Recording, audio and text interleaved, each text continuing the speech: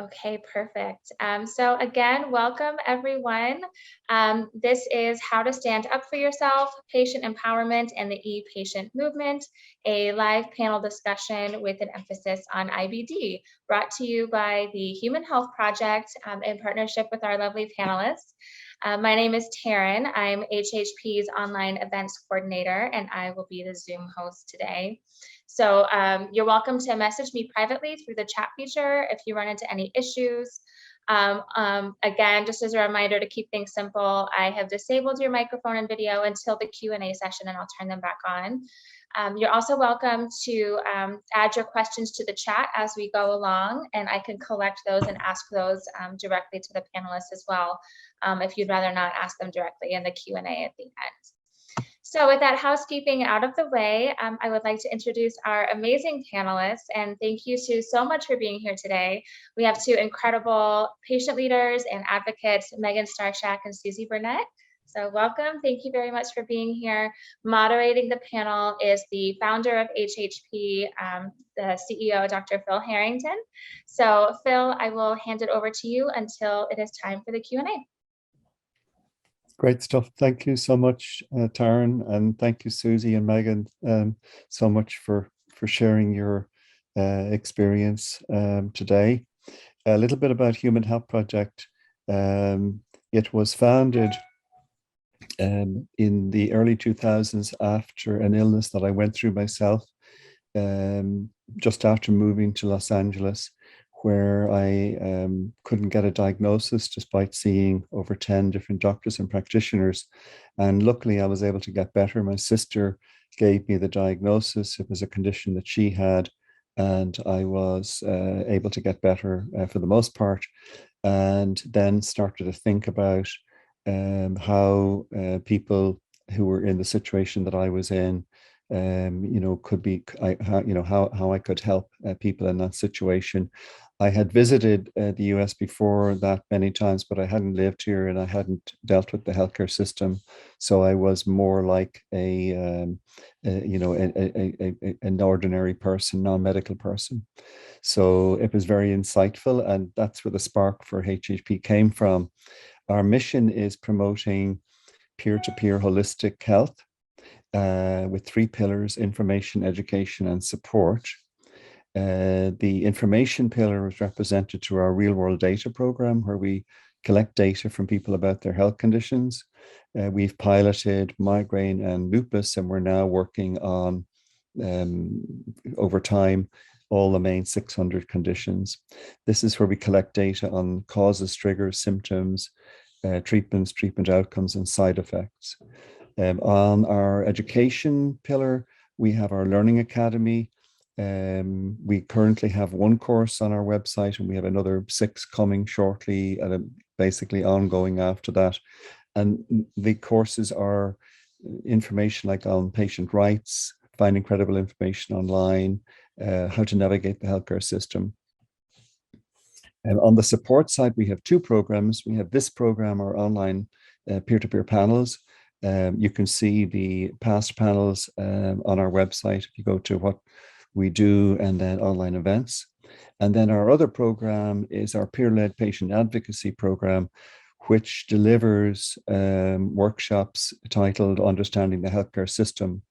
And so we have been doing that in Northern Ireland with great success, and we are now working on launching it in the US, starting with California. We are actually also as well working on launching it in a state in India and in a few African countries at the moment, in partnership with local individuals and organizations there. So that's an intro to HHP, guys. I'm now going to hand over to Megan, who's going to start off as the first panelist. Thanks everybody so much for attending and listening and watching the video, and over to you now, Megan. And we can't hear Megan now. If you can unmute yourself there.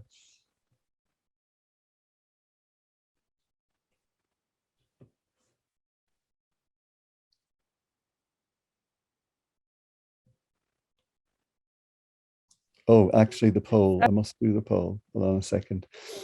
Guys, this is our first time doing this actually, in order so that we can collect information about how the workshops are helping people.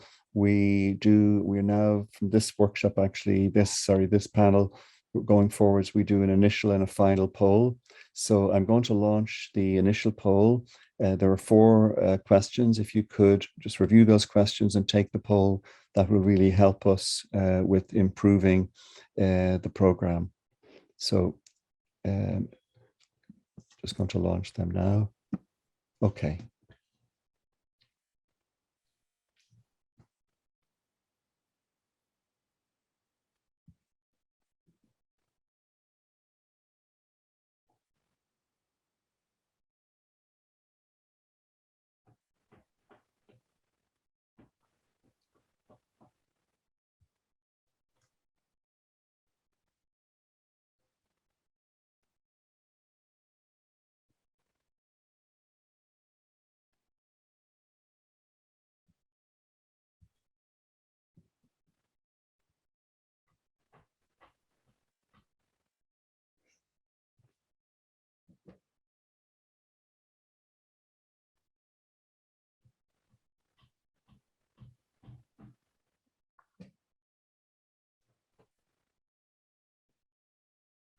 Okay, great stuff. Thanks everybody so much for taking part in the poll.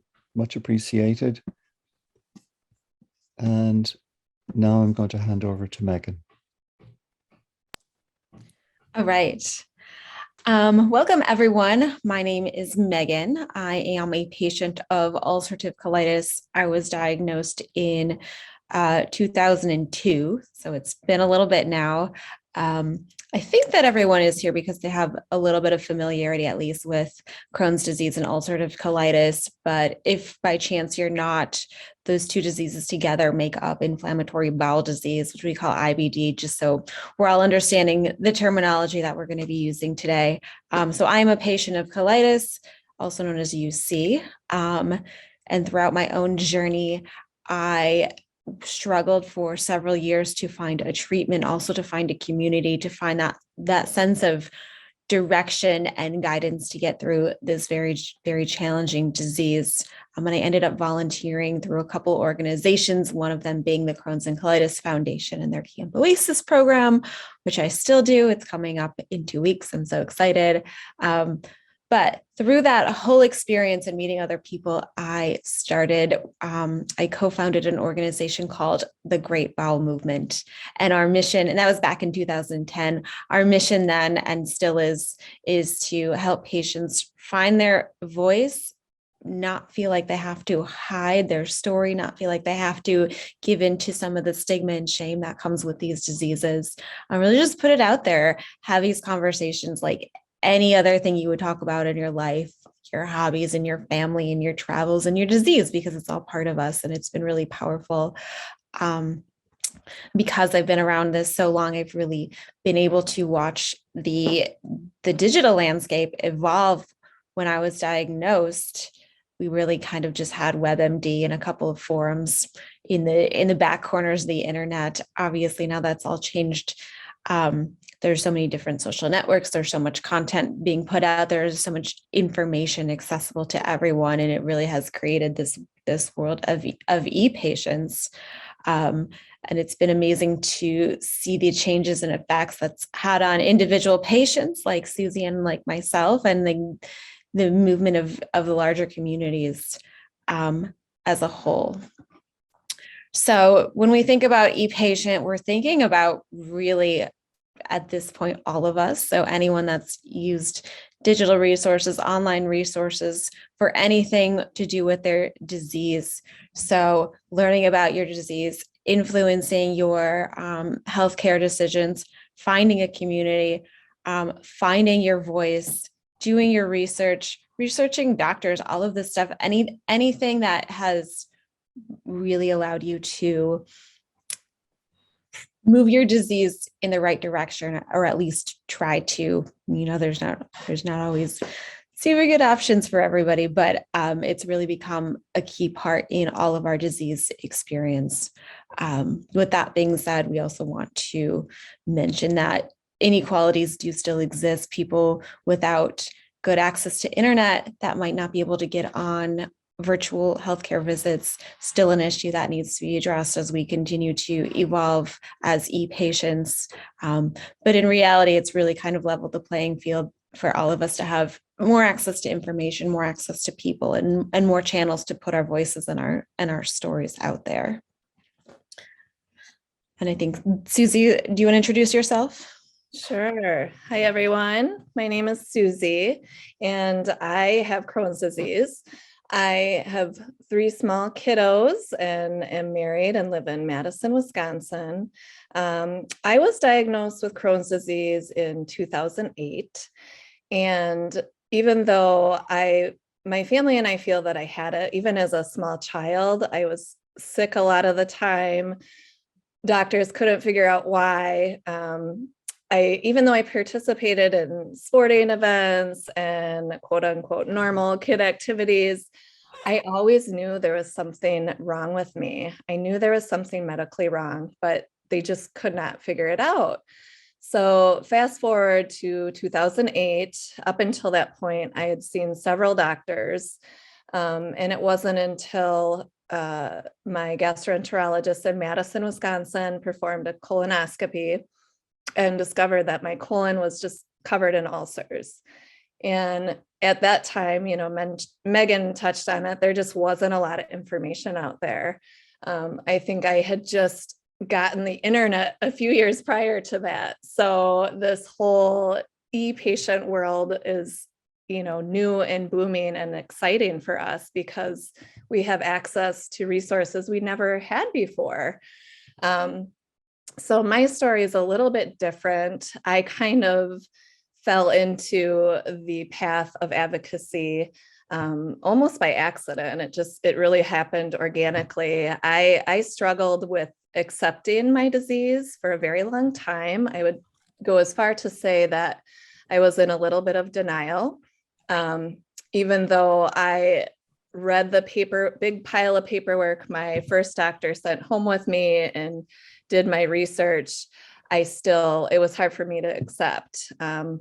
However, I took the medication prescribed to me. At that case, about 14 years ago, I had a very mild case of Crohn's disease. So I was put on a 5-ASA medication, and it worked for me for a lot of years. That being said, this past year, in October, I had my COVID booster shot, and it stirred up what was probably a flare that was already going to rear its ugly head. It just made it much, much worse. And to date, it's the largest flare I've ever experienced. I was hospitalized. And for those of you with UC and Crohn's disease, you're probably familiar with the word calprotectin. Everybody has that in their body. It's a protein, but those of us with diseases that fall under the IBD umbrella, our bodies tend to be incredibly inflamed at different points of your disease, whether you're active or in remission. And I was used to seeing numbers between 200 and 1,000. But when my doctor looked at me and said, your calprotectin is upwards of 8,000, I knew I was in trouble. I really was in a different stage of my disease. It had gone from mild to severe in what felt like overnight. So I was faced with a medication switch. My doctors wanted to put me on Humira, which is a biologic, but that scared me. I wasn't ready to make that big of a leap because of some of the side effects, and it is an immunosuppressant, but I also knew that my life was on the line, and I had a family, 3 small kiddos who were depending on me. So I made that leap to Humira, and it saved my life. But throughout this process, it has been a sort of therapy for me to put my feelings down on paper. So I started to write, and I created a blog called Crony Mommy. And it started out in the beginning to share my story and sort of heal in a way, and deal with my disease. But then such a beautiful thing happened. I started connecting with people locally and all over the world. And that sort of opened my eyes to the world of advocacy, knowing that you as a patient have rights. You don't have to just listen to what the doctor's saying. Yes, it's important to gain their medical expertise because they are the ones that diagnose you, but you need to be a team, and what you say is just as important. You must be heard.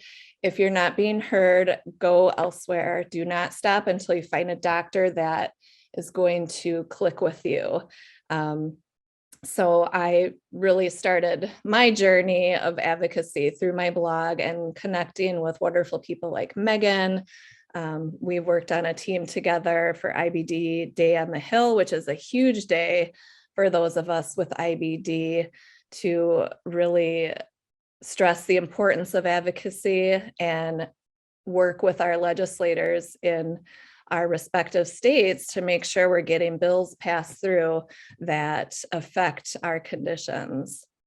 So with that being said, I'll hand it back to you, Megan or Taryn. Yeah, I can keep going. Like Susie said, that putting out content, I think, is how a lot of people start, with just writing down their story or keeping their friends and family updated, and it turns into something so much bigger. And what's really amazing is now we have this massive volume of patient stories that are out there on blogs, on social media, and even in partnership with some bigger platforms like the Crohn's and Colitis Foundation, or some of the pharmaceutical companies even.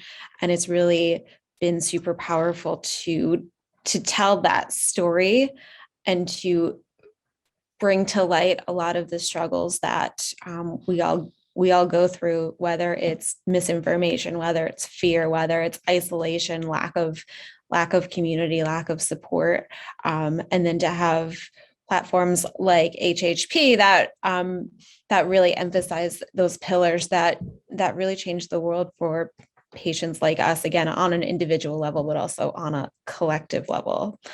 I can tell a similar-ish story. When I was earlier in my diagnosis, and the internet was a lot younger than it is now, I was seeing a doctor and just getting prescribed the same things, like really kind of like the first line treatments, and they weren't really working. And I was having a lot of side effects. I mean, anyone that's ever been on prednisone is very familiar. And I remember reading online that there was some new options that had been approved, and I didn't really understand what they were, how they worked, anything much more about them, except they were different than what I had been on, and there was some hope out there. So I did go to my doctor, and I brought back, I said, I've been doing my research, I would like to try something else, because what I'm on now is it's just not really doing the trick. And that doctor looked at me and he said, nope, this is what you respond to, what you're currently on. And he said, any GI doctor you go to, they're going to prescribe you what I'm prescribing you. And in that moment, it was a very powerful realization that I had to say no to this doctor. I ended up switching doctors, and they did try other things, and that literally turned my whole life around, because they were able to try the newer treatments and combinations and get me into remission, which is amazing. And so for me personally, that was an illustrative point of why it's so important for us to gather the information that we have available, validate the information, and then have these really educated, empowered conversations with our healthcare team. Again, it is a partnership, it should be a partnership, but also realizing that these situations happen all the time. Just so many other patients that might not know how to stand up for themselves, how to come prepared with the education that they need to have these conversations, to make educated decisions, and to even to just, I don't want to say necessarily push back, because it shouldn't really be an abrasive relationship, but you have a voice, you're in this too, and knowing when to say, hey, that's not good enough for me, can change everything. So now it's a story that I've told over and over. I've written about it in blogs. I've posted about it on social media, just so that other people out there know that, hey, this is what happened to me. If something similar is happening to you, you need to get through it. You can get through it. You have the tools you need to make your life better with your disease. That's something that, again, has completely changed everything for me. Another thing that just the digital space has done is given us a voice to call out people when they're not doing patients justice. So Susie and I both follow a blog called Lights, Camera, Crohn's, which I think that we'll put in the chat so everyone can check it out. It's written by a woman named Natalie. She's a really great patient, great role model. And she recently called out her specialty pharma company for not delivering her medicine on time and not answering the phone and taking care of her. And these are the kind of things that, as many of us know, truly affect our health. Like Susie just talked about this. It isn't just, your pair of shoes from Zappos is late by a couple of days. Like if you don't get your medicine, you can take a downward turn. So that's just another really great kind of power shift, that being an e-patient has put the power back in our hands to say, hey, something's not right and you're not addressing it, so I'm going to tell the world. Susie, did you had another story you wanted to share as well? I did, yes. Similar to Megan's. So as I mentioned, I'm on Humira, but I did not realize before starting it what the process that is entailed when you switch to a new medication. I just figured, well, I'm really sick, so they'll ship me the medicine and I'll take it within a couple days, because that's what needed to happen. What actually happened was so different. And I'm sure many of you listening can relate, depending on what medications you have had to take or are currently taking. You have to deal with all the hoops to jump through. Health insurance is one, coordinating with your local clinics, coordinating with the specialty pharmacy. I've never been one comfortable in the back seat. So when my doctor told me, well, we have to fill out a prior authorization form, but we'll handle all that for you. You don't have to take care of it. Well, that kind of set an alarm off for me, because I like to be in somewhat control when it's my disease, my body. And I'm here to tell you, you absolutely have a voice. What ended up happening is that I called every single day, and my gastroenterologist has referred to me as his bulldog patient, because I don't give up. I don't take no for an answer, but I checked in with them to see, well, where are we at in this process? At that point, I was on 40 milligrams of prednisone. I had recently been diagnosed with ocular hypertension and glaucoma. Other manifestations throughout my body were at just putting my life at risk, those around me. It was just a very stressful time. And those of us with IBD know that stress is not good for our disease. It can, progress your disease much more quickly. So I had been told that it was being handled. And then sure enough, I found out that my paperwork was in a stack of 1,000 other papers. No one had touched it. So I contacted the prior authorization team. I demanded the name and number. They were very hesitant to give it to me, but they gave it to me. And I called them and I said, why hasn't my paperwork been faxed? turns out they had just emailed it. They didn't send a follow-up email or phone call to make sure the other end received it, my insurance company. And the woman on the phone actually said to me, do not call the insurance company yourself. We will take care of it. And I agreed.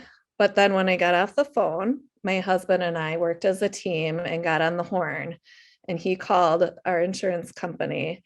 And I'm not kidding. In a matter of 2 hours, we got my Humira approved, and the shipping progress had already begun.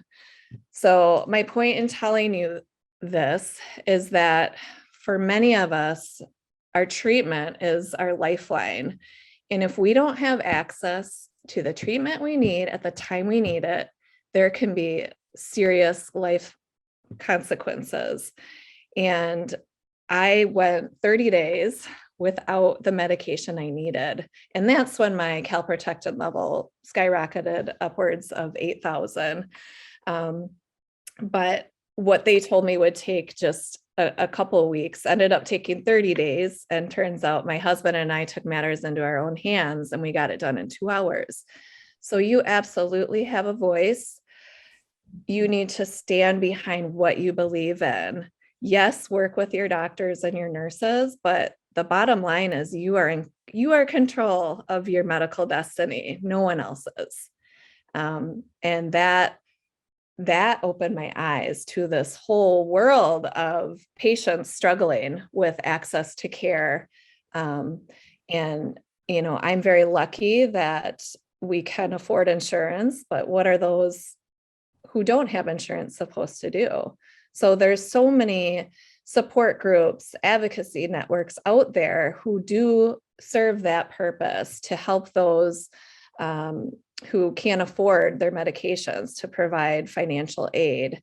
And, with the whole e-movement, there just wasn't resources like this in the past. So now there are just a wealth of knowledge out there. And people such as Megan and I, that is, kind of our passion, to make sure that others know of these wonderful resources out there, because you're not alone. And I'm here to tell you that when I was first diagnosed, I felt so alone. Even though I have wonderful family and friends, I felt so alone. There just weren't these support groups and IBD networks that there are today. And I do want to touch on the Crohn's and Colitis Foundation real quick, because that was really the first resource for me that just offered so many different programs. In my particular case, I was able to locate a support group in Madison and attended that weekly prior to COVID. But it was just an opportunity to speak with others suffering from the same conditions, whether it was us talking about different foods to eat or medications we were on. It was just an outlet for us. They do different fundraising programs, the Take Steps and Team Challenge, Spin for Crohn's and colitis. They offer so many programs. So we'll put that resource up in the chat. I encourage you, if you haven't already, check the Crohn's and Colitis Foundation out. There's also advocacy options out there for you if you're interested in getting involved. They have ways in which you can do so. Both Megan and I, well, Megan's a veteran IBD, Day on the Hill team leader, but this was my first year getting involved, and it was so wonderful to be a part of the IBD community in that capacity, because for years I denied my disease, even though I was on medication. But as soon as I accepted it, it just opened up my eyes to a world of opportunity. Just some final advice for patients, I think, to share, in addition to everything we've already mentioned, is information is a tool, and information is power for us as patients, and not just, again, to have that research, to have better conversations with our healthcare providers, but to be a part of these communities and even to give back to the communities. So if you've been through experiences, if you're doing well, join these communities and help other people. So help them find the courage, help them find the way to get what they need, to find reliable information, to speak up when they need to speak up. I always tell the kids at Camp Oasis that every struggle that they've been through has a purpose, because now they get to turn around and tell a younger kid how to get through it, how to make their life a little bit easier. And it's really something that I'm proud to be a part of this community, and almost in a way proud to have this disease for the purpose of giving back and helping other patients get what they need. So I think that is my best advice, is just to really be active for yourself and for others. And don't let these tools go to waste, because they're there for a reason.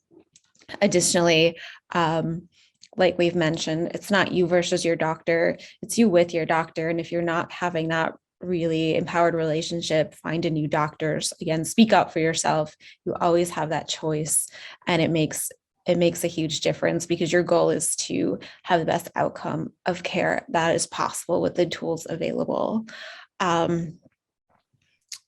I like when people think their doctors are so nice, which is great, but if your doctor's not keeping up with research, or doctor's not listening to you when you come in with information, then it's maybe not the best doctor-patient relationship for you. A couple of resources then to add, obviously, Susie, who is Crony Mommy. I really follow closely about IBD, which is Amber Tresca, and she writes for verywell.com. Amber's a patient herself, but she also gets her content medically reviewed. So, and she keeps up with a lot of the upcoming research. So everything that's coming out, I know that I can trust what she's saying, because it's backed by medical professionals. It's backed by her as a career journalist. So that's one of my favorite resources as well. We mentioned, Lights Camera Crohn's blog. Another great one is Connecting to Cure Crohn's and Colitis. It's run by a mother whose son has Crohn's and has been through just a lot. She fundraises for pediatric research. She puts on support groups specifically for caregivers, for siblings, even. Another really phenomenal resource that I would like to recommend. Susie, did you have a couple more? Just a few more. So the Great Bowel Movement, which that is Megan's organization, I strongly encourage you to check that out, because I've only known Megan a few short months, but I've already connected quickly with her, and she speaks with her heart, and all of her information is so valuable. Please check out her website. She knows what she's talking about. Also, the PAF, Patient Advocate Foundation, it gives you the opportunity, dependent on your situation, to partner with a case manager, and they assess your individual needs and your condition, and they actually go to bat for you to apply for financial aid if you need assistance in purchasing your medications. Like I said earlier, not everyone has access to health insurance, and I feel very fortunate to be able to have my medications covered. And just a quick note, Humira without insurance is a whopping $7,500 per injection. And I'm on biweekly injections. So you do the math. I think that's about $80,000 a year if you don't have insurance. So that just shouldn't be the case, but we're working on it. Also, the Disability Benefits Help organization, it's a similar company that helps you apply for financial assistance should you need it. And I'm still learning every single day, but I'm a huge proponent of social media, especially Instagram, because I have found so many resources through Instagram, whether it be just others who have IBD, or others like Megan, who owns her own organization and speaks on behalf of, the 3.1 million people who suffer from IBD. And then there's also one I want to point out. It's one of my favorites. It's called Crohn's and Colitis Questions. Just type that in the search queue at the bottom of Instagram. And they have, I think it's like 25,000 followers, but you can ask literally any question that you have, whether it's medical, personal.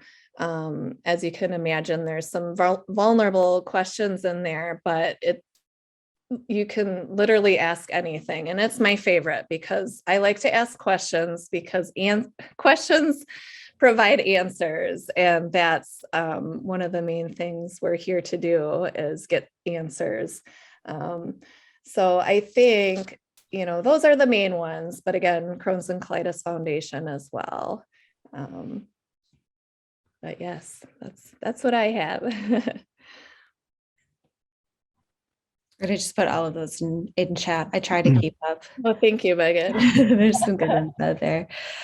I think great. that's a way to share. So we're taking questions? Yeah, over to you, Taryn. Thank you so much, Susie and Megan. Yes, thank you so much to both of you. That was very inspiring pep talk and lots of really helpful information. And thank you, Megan, for putting all of that great list of resources into the chat. That's amazing to see. So I will turn it over to any of our attendees who have any questions. You now have permission to unmute yourself or turn your camera on if anyone has a question they'd like to ask. Feel free to use the raise hand feature, or you can put something in the chat. So I'll give everybody a few seconds to see if they have anything they would like to ask. Or Phil, do you have any questions for Megan and Susie? Anything come to mind? I'm just saving all those links there right now at the moment. Thank you so much for sharing those, Megan. Any questions from the audience? Okay, so I don't know if you guys can see there's that. one there coming in from Bridine Kelly. Yes, Question. I'll go ahead and read it so that everybody can hear. So the question says, aside from choosing a new doctor, have you gotten any advice for getting a doctor to engage with a stigmatized condition? They then go on to say that they have invisible conditions, and their GP recently noted in their file that they look well, which feels like it undermines their symptoms. So they got a referral to a gastroenterologist, but now they have this note in their file saying they look fine. So I guess, do either of you have any advice about these kind of invisible conditions or stigmatized conditions, and how to get a doctor to take it seriously? That's a tough one. Mm-hmm. And so hopefully when you go see your gastroenterologist, it won't be a factor in your care and in their perception of your condition. I don't know if appearance is like a checklist that doctors are supposed to go through, but it seems like that shouldn't be super important when as patients, we have all these other metrics that can measure our disease, like the inflammatory markers, among other things. So I think there's really ways to show that, hey, it doesn't matter how I look because I have really high inflammation, or, I'm having 12 bowel movements a day. It's something you can count, something you can measure to really put that number on it. So I think my recommendation would be to go into your gastro appointment with all of that information prepared, and they'll probably ask it. A good doctor asks me all the time how many bowel movements I'm having. Are they liquid? Is there blood? Has my appetite changed? Has my sleep changed? They're bringing all that information. It's not about appearance, but just show through these other metrics and these other indicators that you are struggling, that you are having issues with your disease, and your condition is not where it needs to be. Right. I just want to add to that. It's so important to make sure that you are heard and seen. Write down all of your questions. Also be prepared to list off any sort of labs you want run. I know that might sound silly because typically the doctor is the one that suggests that, but actually as a patient, you have that right to request any sort of labs you might need or want, whether that's a GI pathogen panel, a CBC panel to make sure your red and white blood cells are, not wonky. I once knew something was wrong with me and I requested a GI pathogen panel, and turns out I had C. diff, which is a horrible, horrible condition, luckily treated by antibiotics. But again, as a patient, make sure you're being heard. And I sincerely hope that it works out for you. And if you have to keep switching doctors, I know that's frustrating, but don't stop until you're comfortable with your doctor. That relationship is so important to managing your disease. All right, great. Thank you both so much for it was really kind of nuanced and insightful answers. Vindra has a question, so you're welcome. Vindra, you're welcome to unmute yourself or start your video and go ahead and ask your question. Hi, good day. You all hear me? Yeah, we can hear you. Yeah, my question was actually related to the same question that was asked about the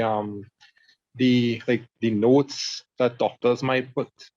There's actually I have two parts to the question. The first part really was well, my diagnosis also has a lot of other complex diagnosis with autoimmune and neurological, and I experience a lot of the things that was asked there too. When they just look at you for like a 10 seconds and say it's like, well, you look okay, especially if you're like middle age.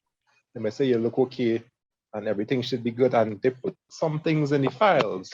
So my question was really, can you really query, or what else can you do when like doctors put things in your files and it's not outright like lying, but they might kind of leave out other important information like regarding test results or symptoms progression, and they might just put something simple like patient complains of indigestion to an ex-gastroenterologist and say like, please see patient, something like that.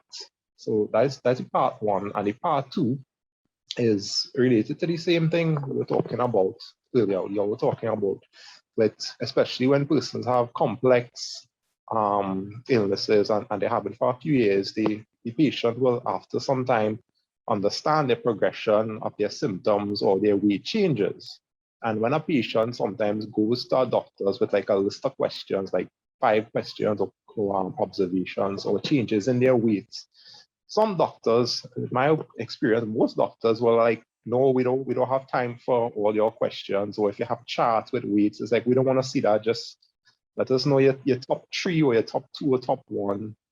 And they don't bother with any of the actual data that you're going with because they're always limited with time. So my other question too is like, how do you deal with that when the doctors don't have more than, they say, 2-3 minutes to go through something complex, especially when you might be charting things like your symptoms over time or your weight changes over time, especially when you know something is abnormal. And so that's more or less the 2 questions. Thank you. So just to recap, so we're making sure we understand it. Your first question is, what do you do if you think something written in your chart is not quite right or not quite reality? And then your second question is how to get lengthy or complex questions answered when your doctor doesn't have too much time. Is that right? Yeah, that's correct. Okay. For your chart, I would definitely keep an eye on what's going in there, which it sounds like you're doing. And again, just speak up and say, hey, that's not right. I need this to be clearly communicated so that other people on the healthcare team have a good understanding of what I'm actually going through. And if they will not put something or they will not update something, you can even ask to say, you need to make a note that you refused to include this information. And a lot of times they just, don't want to get caught red-handed. So they'll put it in because you just kind of force their hand. But yeah, that's a really good question. It's kind of a complicated situation. Again, if you're not being heard, you have the right to find a different doctor who will work with you a little bit better, and listen and be a little bit more attentive and a little more accurate. Second question with time, that's also a tough one because we all know doctors are just stretched so thin. I would, like Susie said earlier, come in with a list of questions so that you can just be really efficient with the times. Maybe you don't have to stop and think, oh, what was my next question? Oh, there was something else I wanted to talk about, but just like bam, bam, bam. I wonder if you can also call the clinic and get maybe a double appointment. I don't know if that's a thing. But say, hey, I need a little bit more time.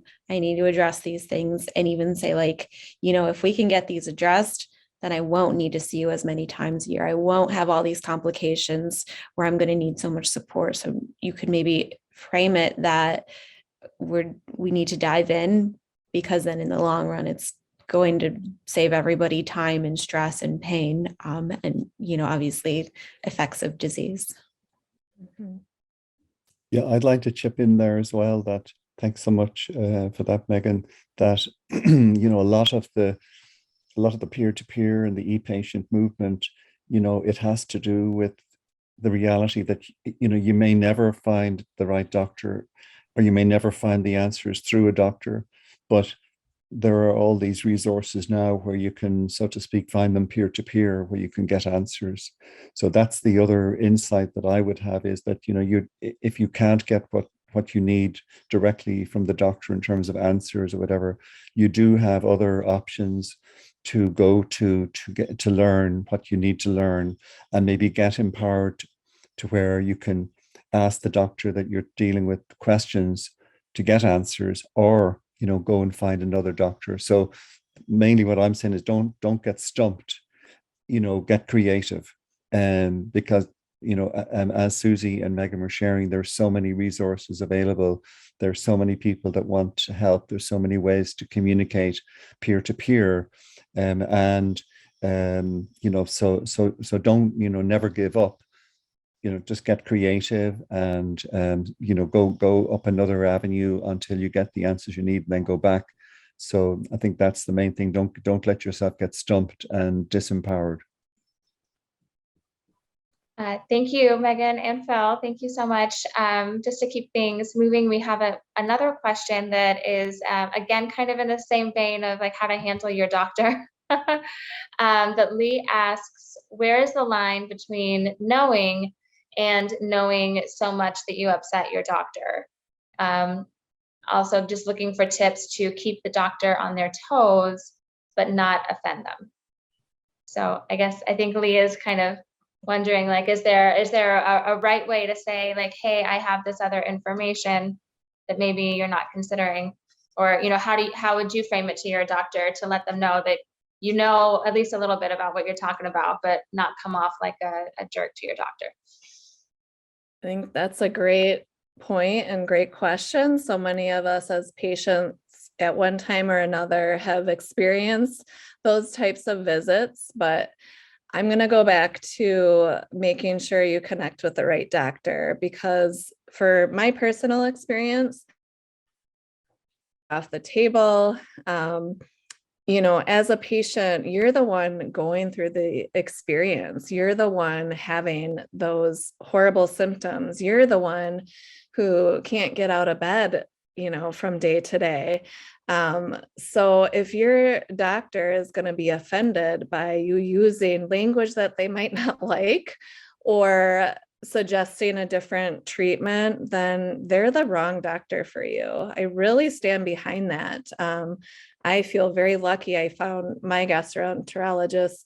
He was the one that diagnosed me back in 2008, and he's still my doctor. And yes, sometimes we bump heads, but sometimes the best outcomes come from that, having an honest conversation and getting it all out there. Because your truth is what matters, and you have to feel comfortable about what you want to share. And if you don't, then it might be time to find a different doctor. Yeah, and I thanks so much for that, Susie. And I'd throw out one thing there, that research shows that the patients who are proactive and are the squeaky wheel, get the best results. And so it actually it's worth your while to speak up and insist. But maybe change your doctor as well and so on. But definitely being proactive and empowered. Research shows that it brings better outcomes.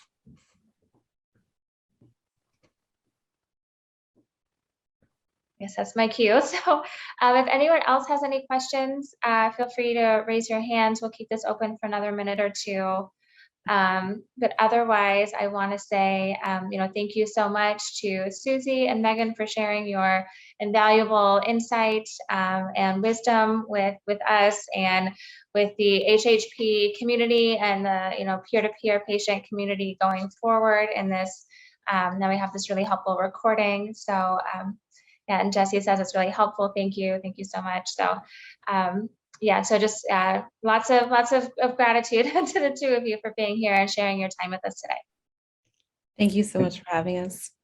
Yeah, thank you so much, Megan. Thank you so much, Susie. And thank you so much, Taryn, for putting the panel together. Yeah, All of the course. amazing work you did to make this happen. I'm going to launch the final poll now before we end the panel. So yeah, please take it if possible.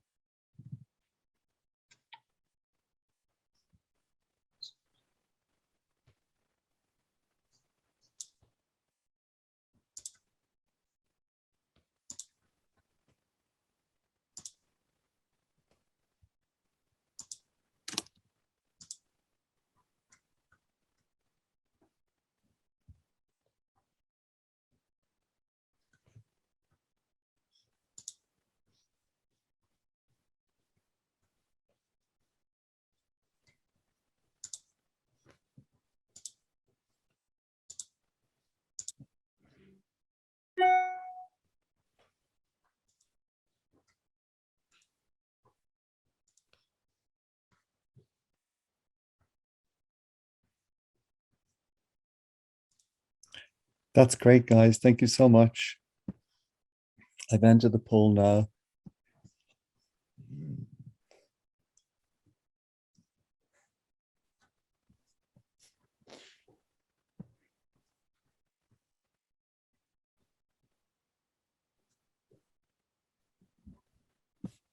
Okay, guys, I lost you there for a second.